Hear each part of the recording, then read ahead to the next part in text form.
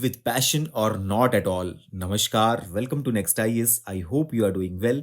In this video, we will cover major headlines of the Hindu, Indian Express and Press Information Bureau. So without wasting any time, let's start today's discussion. Now recently, Union Ministry of Environment, Forest and Climate Change has approved coastal zone management rules for 10 coastal districts in Kerala. It allows them to benefit from relaxed coastal regulation zone rules. This approval enables development activities including construction toward the seaward side. The guidelines aim to protect coastal environments, support local livelihoods and promote sustainable development while acknowledging threats like sea level rise. And friends, Kerala's coastline spans about 590 kilometers with 9 out of 14 districts along Arabian Sea experiencing high population density leading to increased violations of coastal regulations rules including illegal land modifications and construction. The recent approval is expected to benefit approximately 10 lakh people by easing restrictions on housing construction. The key changes include reducing no development zone from 100 to 50 meters in many areas, allowing for more construction. However, new regulations also pose risk to mangrove ecosystems. Next article talks about World Cities Day, which was recently observed on 31st October, and it highlights the challenges cities face, particularly in light of climate change. Currently, 57.5% of the global population lives in urban areas, with this figure projected to be double by 2050. And this year's theme focuses on empowering youth as local change makers for urban sustainability. Now, cities globally struggle with issues like poverty, inequality, and environmental degradation. In global south, rapid urbanization exacerbates these challenges, leading to housing shortages, inadequate access to clean water, and heightened vulnerability to climate-related disasters. But in India, urbanization differs significantly from that in the global north. The western urbanization followed industrialization, but India's growth is largely driven by economic distress, resulting in poverty-driven urbanization characterized by significant migration patterns. The key challenges in India's cities include poor spatial planning, climate change impacts, rapid migration, growing inequality, and governance issues. Therefore, World Cities Day underscores the urgent need to address the challenges facing urban areas, particularly through sustainable planning and governance reforms. Next article focuses upon Aditya L1, which is India's first dedicated solar research mission, and recently it has released its first scientific results focusing on coronal mass ejections from the sun. The visible emission light chronograph developed by Indian Institute of Astrophysics in Bangalore successfully predicted onset of coronal mass ejection on July 16, 2023. Aditya L1 was launched by ISRO in September 2023, and it aims to study the solar phenomena. And